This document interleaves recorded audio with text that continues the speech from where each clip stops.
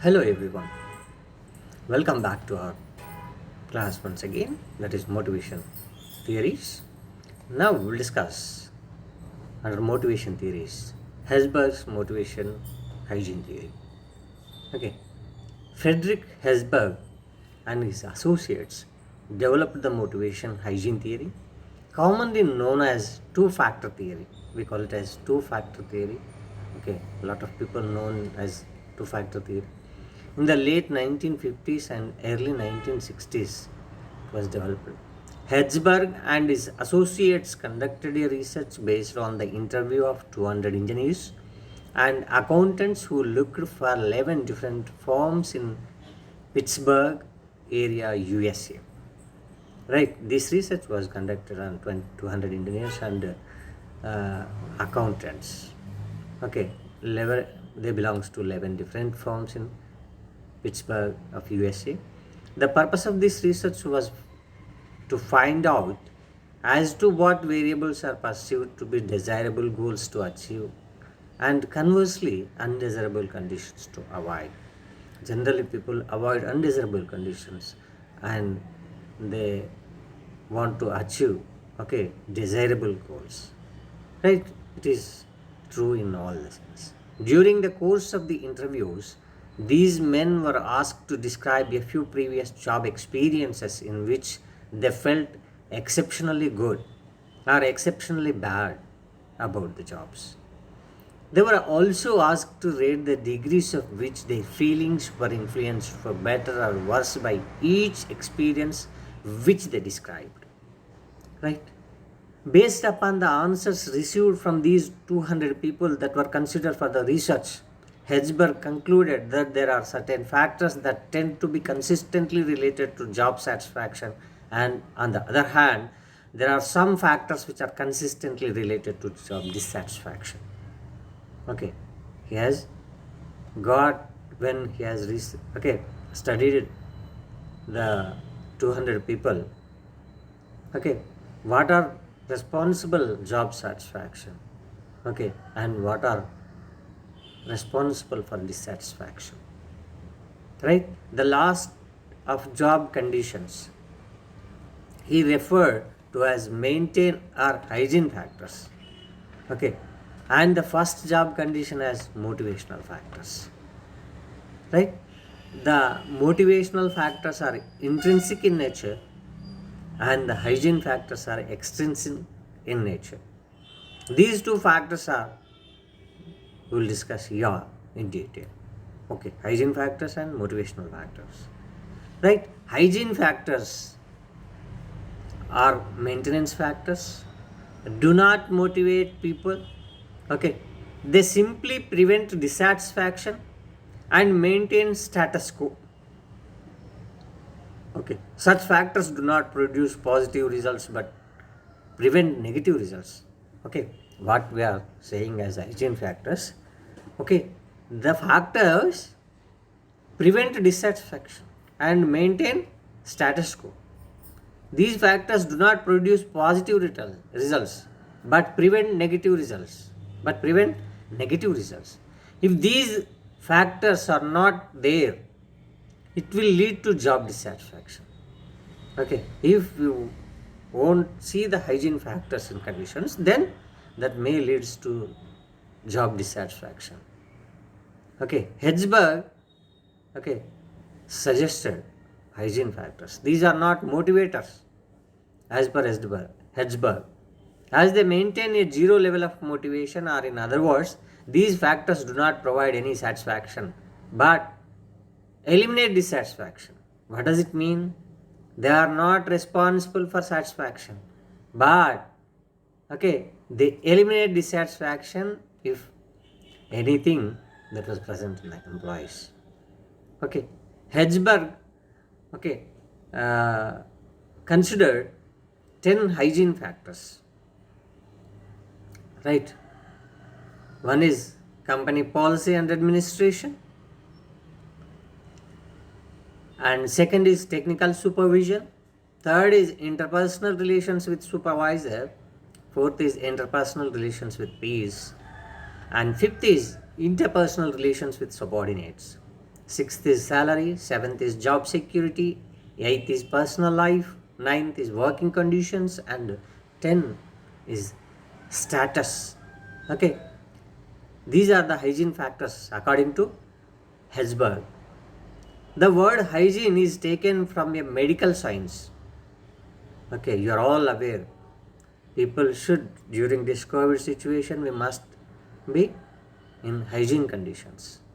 Okay, we must maintain our environment, our surroundings, okay, with the hygiene status, right? That means the environment should not be contaminated. Okay, we should be careful. Okay, we should take preventive measures to COVID-19, right? That is where it means taking preventions to maintain your health but not necessarily improve it. What you are doing with COVID? You are not in a position to cure when you get positive with the medicine.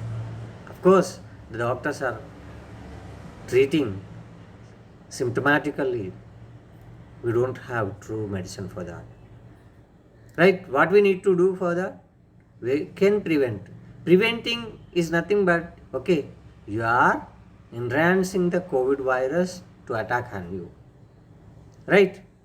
That is, okay, what you are doing, you are not exposing the COVID environment. Okay, in that manner, you didn't get any, okay, improvement in your health because you are preventing the attack of COVID. Okay, you are preventing, okay, COVID, okay, not to attack on you. But, okay, if you are doing so, you didn't get any improvement in your health. Similarly, hygiene factors in this theory prevent damage to efficiency but do not encourage growth. Hygiene factors which are considered by the Herzberg, okay, prevent damage to efficiency. When if it is attacked by, okay, people are attacked by the COVID, their efficiency reduces. Okay, they must be isolated. Okay, what we are doing today, the person who got positive of COVID, certainly isolated from it. Okay. If you don't have any symptoms also, he will be isolated. Okay, right? That will enhance the efficiency. That will prevent damage to efficiency when you are preventing the COVID. But do not encourage growth.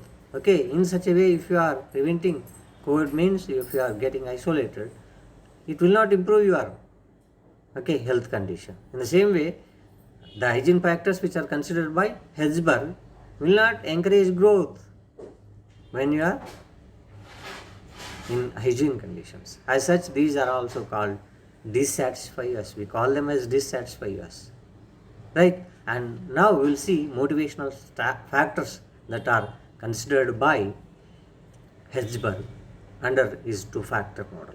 These factors, and that's why we call it as two-factor model, because he has considered hygiene factors as well as motivational factors, whereas Maslow considered only motivational factors. What are the motivational factors stated by Herzberg? We will see now.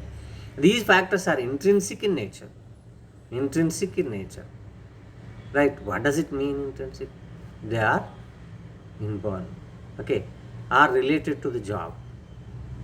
The motivational factors have a positive effect on job dissatisfaction and often result in increasing the total output. Okay, motivational factors are responsible for satisfaction, job satisfaction, whereas hygiene factors are not responsible for satisfaction, but they prevent dissatisfaction. Right? The difference you must notice here. Thus, these factors have a positive influence on morale, satisfaction, efficiency can be improved if you consider the motivational factors. Whereas efficiency is not improved with hygiene factors. Only what has happened? Only it will prevent, okay, damage to the efficiency. It cannot improve satisfaction. Whereas hygiene factors. But here, motivational factors have a positive influence on moral satisfaction. That means morale of the people will increase, satisfaction will increase, their efficiency will increase, and ultimately the productivity of the people due to motivational factors increase according to Hertzberg. Hertzberg concluded 6 factors, that motivate employees. Right? We will see what are those 6 factors. One is achievement. As per Hertzberg, one first motivational factor is achievement. Any increase in these factors will improve the level of satisfaction. Any increase in these factors motivate.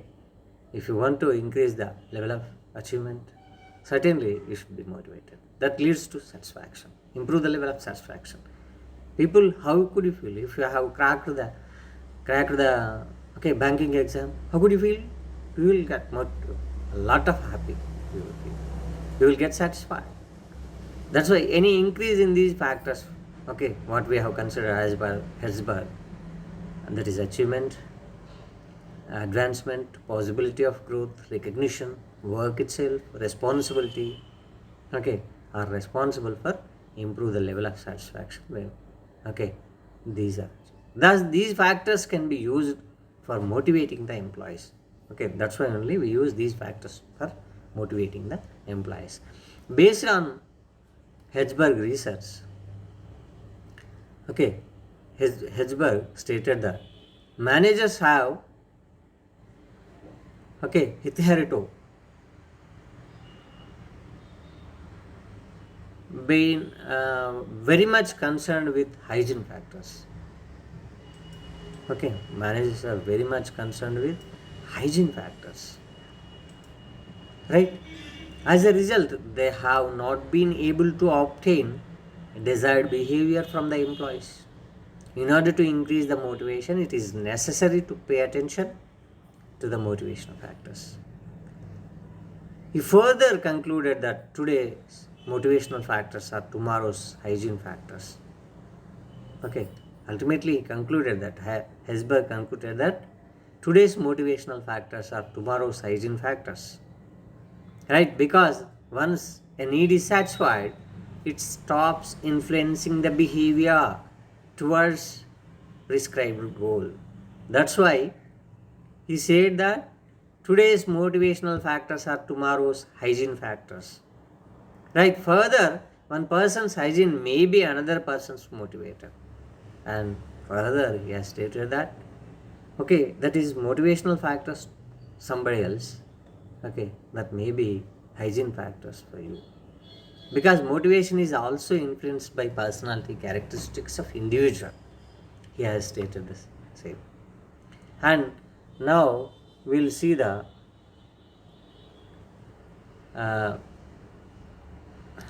we'll critically analyze the theory of Hertzberg. Hertzberg theory is appreciated on the grounds that it provides an insight into the task of motivation by drawing attention to the job factors which are often overlooked. It shows the values of job enrichment in motivation. Thus, Hertzberg theory has solved the problems of managers who are wondering why their policies fail to motivate the employees adequately. Right? However, this theory has also not gone unchallenged. It has been criticized on the following grounds. We will discuss what they are. Not conclusive. Hertzberg's study was limited to the engineers and accountants. The critics say that this theory is not conclusive because the professionals are the white collar workers may like responsibility and challenging jobs. But the general workers are motivated by pay only and other benefits. The effect of hygiene and motivational factors may totally be reversed on some other categories of people. Right? This is one critique. And the other is methodology. Another criticism of this theory is directed at the method of research and data collection. The interviewers were asked to report exceptionally good or exceptionally bad job experience. This methodology is defective because such information will always be subjective and biased. Another criticism is job enrichment. Okay, Hedgeberg theory has given too much emphasis on job enrichment and has totally ignored job satisfaction of the workers. He didn't attach much importance to pay status or interpersonal relationships, which are generally held as great motivators. Keeping in view all these points, we can conclude that Hedgeberg theory has been widely read, and there will be few people who are not familiar with these recommendations.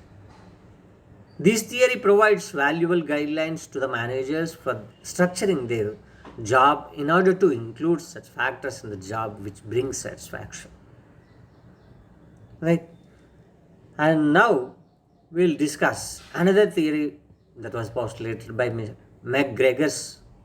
Okay, McGregor, and the theory is called as McGregor's theory, action theory. Why? Okay, this is introduced by Douglas McGregor. Okay, that is, both are different theories, theory X and theory Y. Based on the two distinctive views of human beings, these theories are framed. He proposed at opposite extremes two pairs of assumptions about human beings, which he thought were implied by the actions of the managers. Theory X deals with one extreme based on one set of assumptions, and theory Y deals with another extreme based on another set of assumptions. These theories are not based on any research, but according to McGregor, these are the intuitive deductions. That's it. First, we will discuss theory X, that is postulated by Douglas McGregor. This theory is based on traditional approach to human behavior. X theory is based on traditional approach to human behavior. The assumptions generally held by the manager in this theory are: one is, the average human beings inherently dislike work and will try to avoid it. The average human beings inherently dislike work and will try to avoid it. Whenever possible, okay, we want to avoid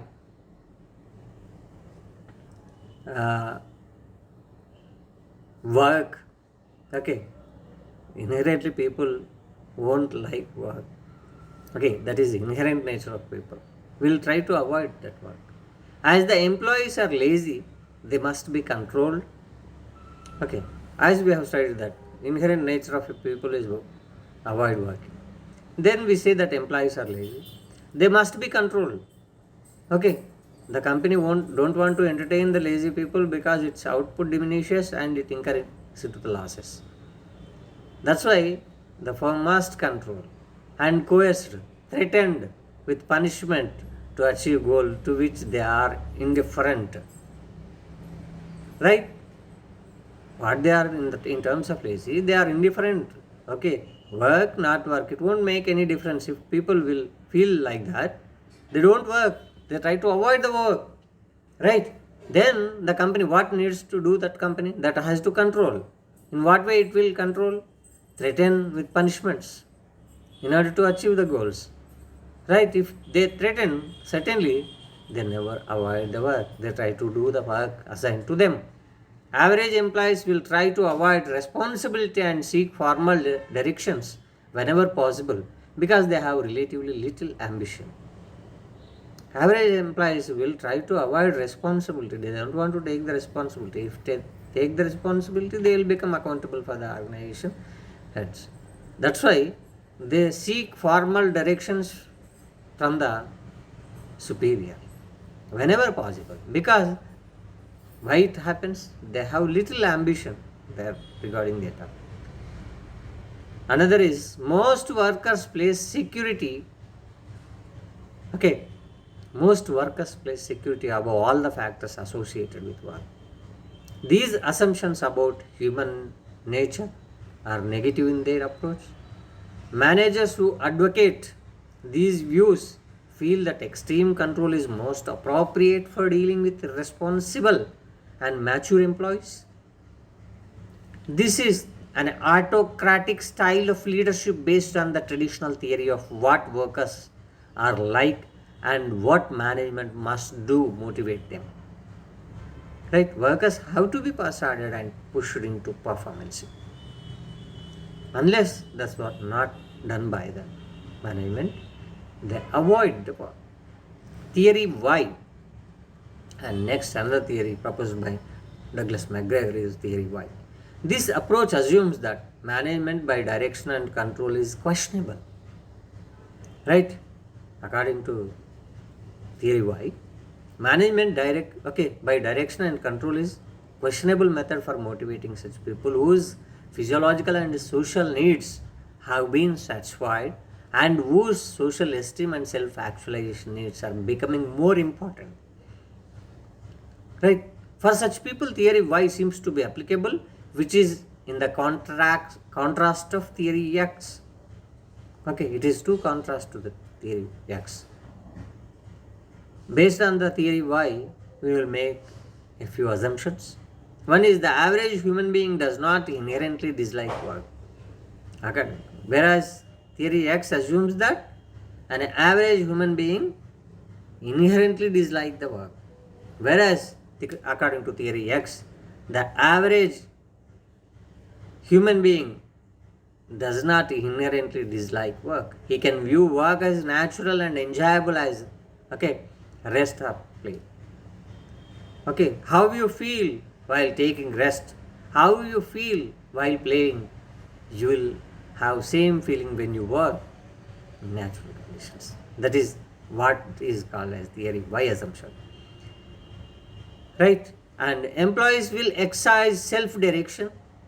Okay. They never depend upon others for suggestions, directions, and formal direction for superior. Whereas that was done in X, theory X. According to theory Y, employees will exercise self-direction. Okay. They themselves suggest how to move. And self-control in the treatment of the objectives to which they are committed. Right? And third, given proper working conditions, average person can learn to accept and even to seek responsibility. If proper conditions are provided by the organization, average person can learn to accept and even to seek responsibility. Okay. Whereas commitment to objects is a function of the rewards associated with their achievement. Commitment to objectives is a function of the reward associated with their achievement. All the people are capable of making innovative, creative decisions, and the decisions making is not the sole province of the people in management positions.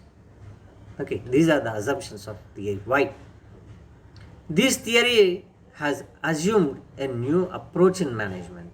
It emphasizes on cooperation between management and employees.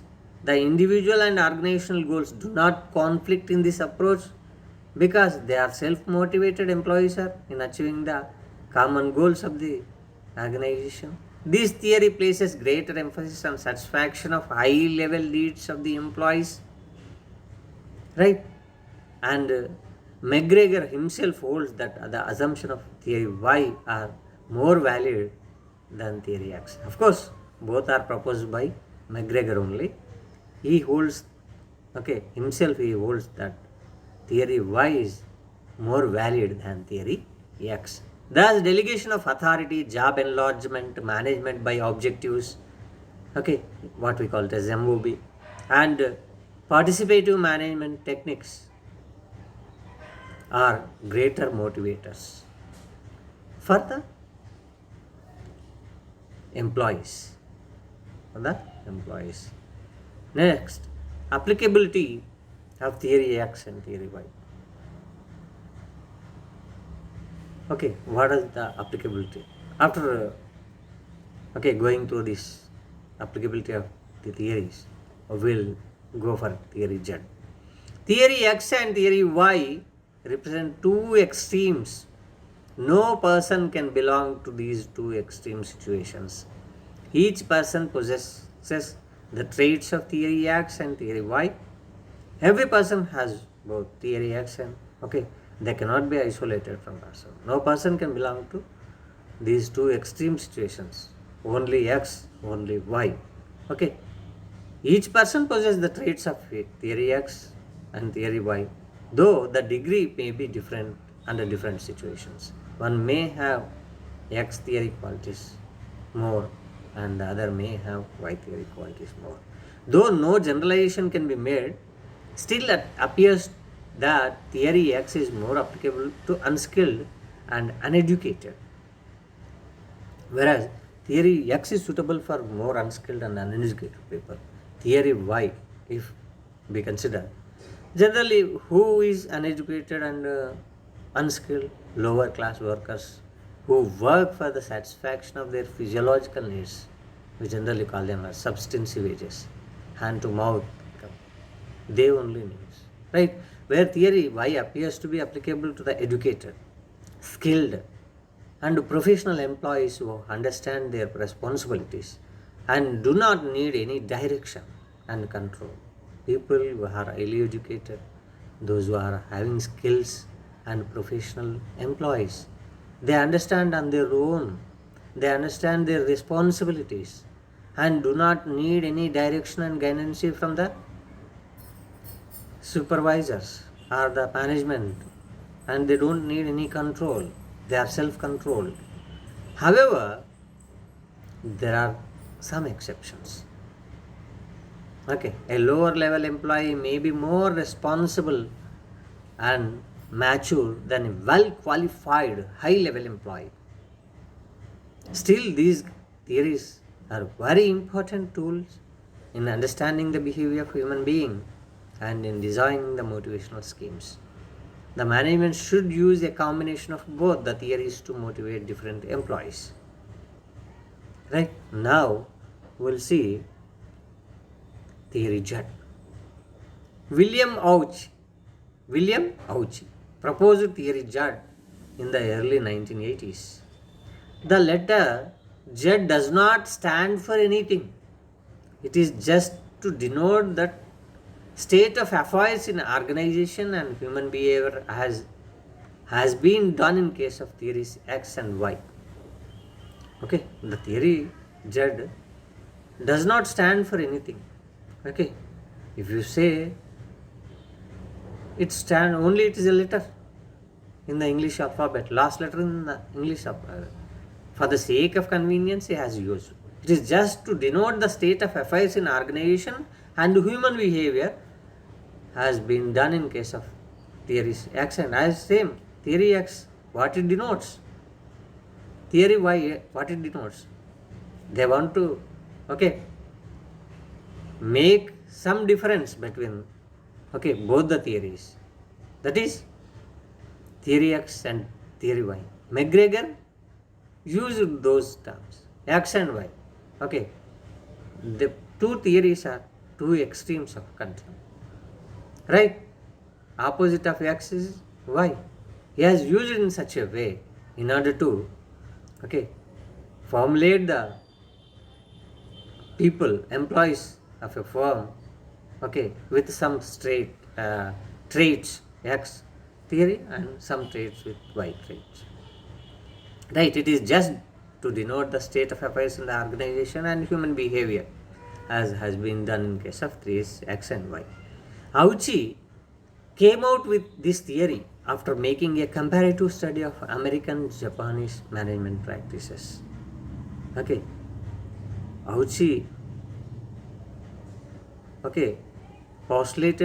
formulated this theory by comparative study, making a comparative study between American and Japanese management practices.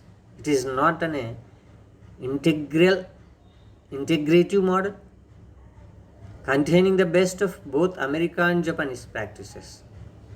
It is an integrative model containing the best of both American and Japanese. Which practices are best in America? They were considered. Which practices are best in Japan? They were considered. It takes into account the strengths of Japan management, example social cohesion, job security, concerns of employees, as well as American management, example speedy decision making. Americans are speedy in decision making, risk taking skills, okay, and individual autonomy. They want to innovative. Americans are innovative, and creativity, that was considered for jet theory, okay, and is that's why a mix of US and Japan management system for modern organizations. Right now, we will discuss features of the theory Z. Theory Z as proposed by William Auchi, right? Based on the following characteristics. One is trust. Trust and openness are the building blocks of theory Z. The organization must work towards trust, integrity, and openness. In such an atmosphere, the chances of conflict are reduced to the minimum. Trust, according to Auchi, means trust between employees, supervisors, work group, management, union, and government. Organization employee relationship.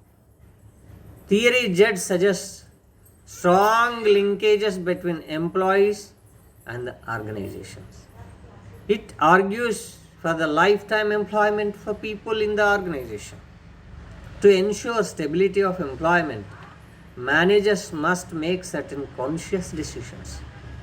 When there is a situation of layoff, example, it should not be followed, and instead the owners, shareholders may be asked to bear the losses for a short while.